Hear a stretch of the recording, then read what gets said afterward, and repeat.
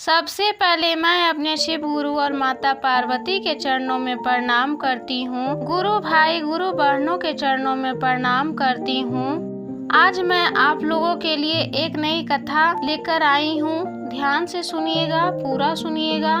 पूरा सुनने से शिव जी की महिमा का पता चलता है तथा अधूरा सुनने से शिव जी का अपमान होता है। तो आपसे विनती है कि यह कथा पूरा सुनिए। तो अगर मेरी वीडियो अच्छी लगे तो हमारी वीडियो को लाइक करें, शेयर करें, मेरे चैनल को सब्सक्राइब करें। एक गांव में एक राजा था।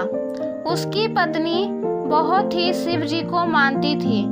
वह शिव जी की शिष्य थी। वह हमेशा शिव जी का जहाँ भी चर्चा होता, पूजा होता, वहाँ पर चली जाती थी। एक दिन उसके मायके में शिव जी का पूजा हो रहा था, लेकिन पूरे गांव वाले को न्योता गया और रानी का मायका बहुत ही दूर 7 समुंदर पार था, जो कि उसे जाने में बहुत समय लगता।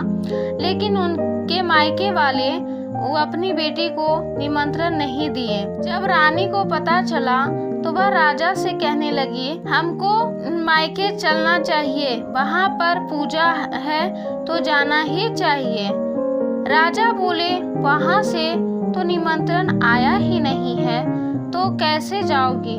लेकिन तुम जाओ, लेकिन मैं नहीं जाऊंगा, क्योंकि वह तुम्हारा मायका है और निमंत्रण भी नहीं आया तो मैं कैसे जाऊंगा?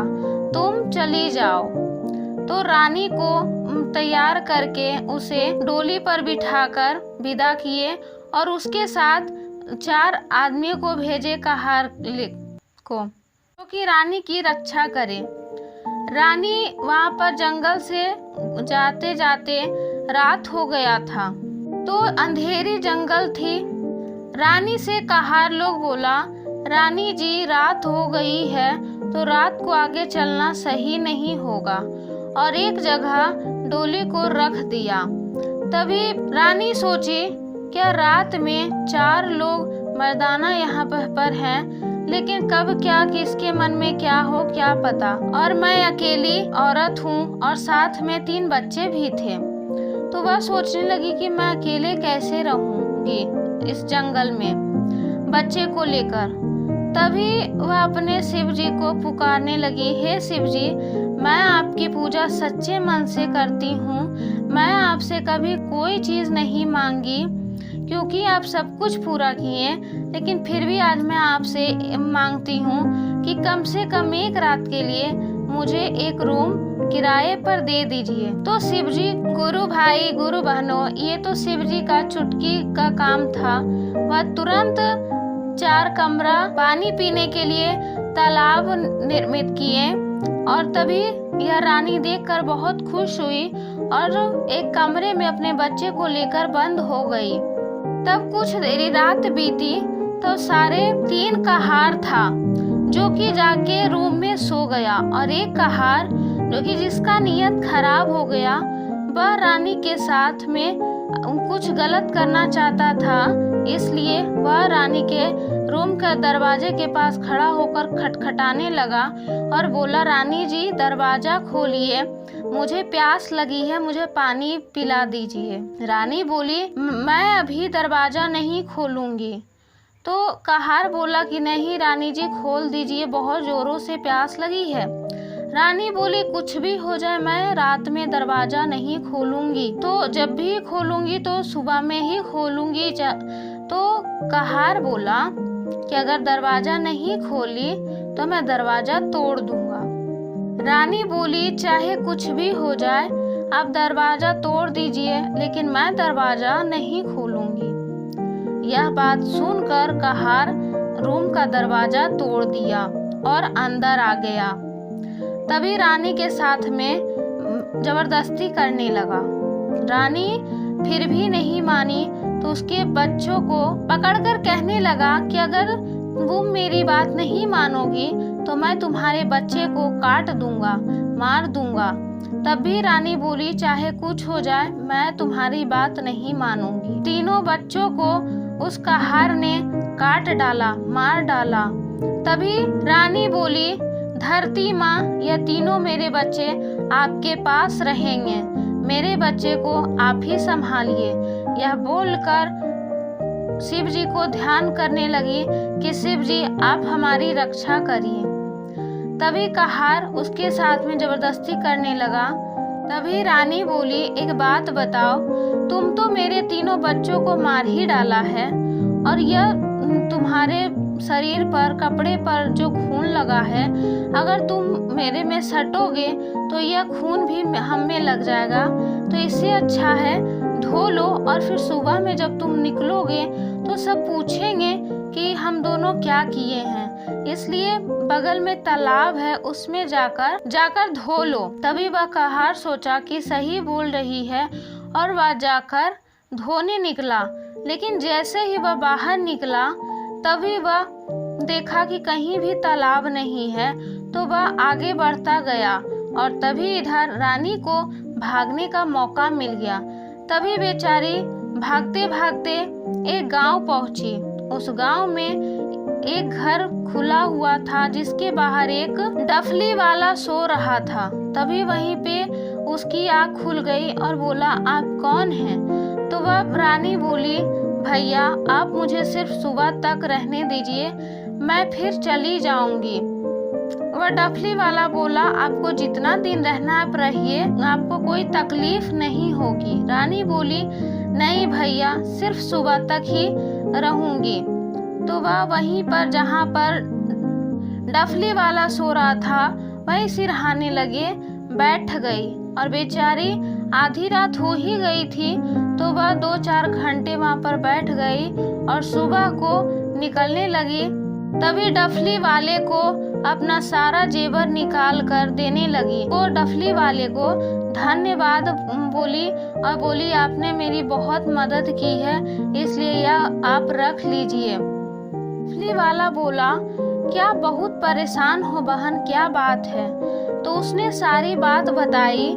तभी उस डफली वाले ने कहा, अगर ऐसी बात है तो यह जहाँ पर आपको आज पे बैठना है, मैं वहाँ लेकर चलता हूँ, आपको मैं वहाँ पर लेके जाऊँगा, आप आगे चली जाना।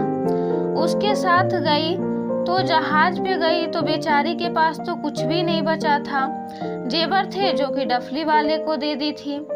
तो जहाज वाले को बोली, भैया मेरे पास कुछ भी नहीं है और मुझे अपने मायके जाना है। जहाज वाले को अपनी सारी दुख विस्तार से बता दी।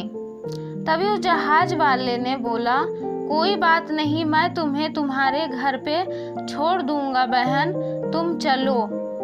तभी वह जहाज पर बैठकर बोली जहाज वाले से, भैया आप एक काम करो, अपना कपड़ा मुझे दे दो और मेरा कपड़ा आप ले लो। वो जहाज वाला ब्राह्मण था, वो उसके घर में ही प्रवचन करने जा रहा था। तभी वह दोनों कपड़ा चेंज कर लिए, जहाज का रानी पहन ली और रानी का कपड़ा जहाज वाले को दे दी। फिर वह अपने मायके पहुंची, लेकिन उसका भेष बदला हुआ था, इसलिए किसी ने पहचाना नहीं और यह समझा कि यह ब्राह्मण प्रवचन देने के लिए आए हैं। तभी वह सब लोग गांव वाले बोलने लगे कि ब्राह्मण जी आ गए, इन्हें प्रवचन देने के लिए तैयार करो। तो रानी के लिए बहुत ही अच्छा स्टेज बनवाया और उसे प्रवचन के लिए बैठाया। तो रानी सोचने लगी कि यहाँ पर तो वो उनका हार लोग जरूर आया होगा, क्योंकि वो जरूर सोचा होगा कि वो कहाँ जाएगी। वह तो अपने मायके ही जाने के लिए निकली थी, तो कहीं और ना जाके वह मायके ही गई थी, इसलिए वह उसके मायके ही पहुँच गया कि जैसे ही मिलेगी उसे मार देंगे। लेकिन वो तो भेष बदली हुई थी, इसलिए उसे पहचाना ही नहीं। तभी जब अपना प्रवचन चालू की कि वह अपने पति से आज्ञा लेकर वह अपने मायके जा रही थी कि उसके मायके में शिव जी का महापूजा हो रहा है। तभी वह बोली कि उसके मायके वाले ने उस तक निमंत्रण भेजा नहीं था। माया से वह आई, अपने माता पिता से मिलने के लिए आ रही थी। तभी जो उसके साथ कहार लोग आ रहे थे तो उसका नियत बदल गया। वह उसके साथ में बहुत गलत व्यवहार करने लगे। उसके तीनों बच्चे को मार डाला। तभी उस तीनों कहार वाले ने कहा, बंद करो, ये कैसा प्रवचन है, यह क्या सुनाए जा रही है। तभी कुछ लोगों ने कहा, अरे सुनने दो, बहुत अच्छा प्रवचन है, तुम लोग चुप रहो। तो वह बेचारी अपना सारा दुख बताई कि उसके तीनों बच्चे को मार दिया और वह बेचारी कैसे उन लोगों से बचकर यहाँ तक पहुँची। तभी उसके रानी के माता पिता यह सुनकर रानी के माता पिता पछताने लगे और फिर रानी से माफ़ी मांगे। और तभी रानी बोली, पिताजी मैं यहाँ नहीं रहूँगी, मुझे जहाँ पर मेरे बच्चों को मारकर खा था मैं वहीं जाऊँगी। तभी राजा ने अपने साथ अपने विश्वास वाले आदमी को लेकर उसके साथ भेजा और तभी जहाँ पर उसके तीनों बच्चों को मारकर फेंका था वहीं पर गई और धरती माता से बोली, हे धरती माँ, मैंने आपको तीनों बच्चों की रक्षा के लिए बोला था, मुझे तीनों बच्चा चाहिए और नहीं तो मैं यहीं पे अपना जान त्याग दूंगी। इतना बोलते ही तभी धरती माँ से तीनों बच्चे माँ माँ करके खड़े हो गए और रानी खुशी खुशी अपने राजा के पास चली गई और शिव जी और माता पार्वती को नमन किया कि आज उनके कारण उनके तीनों बच्चे और वो सही सलामत है। हर हर महादेव, घर घर महादेव।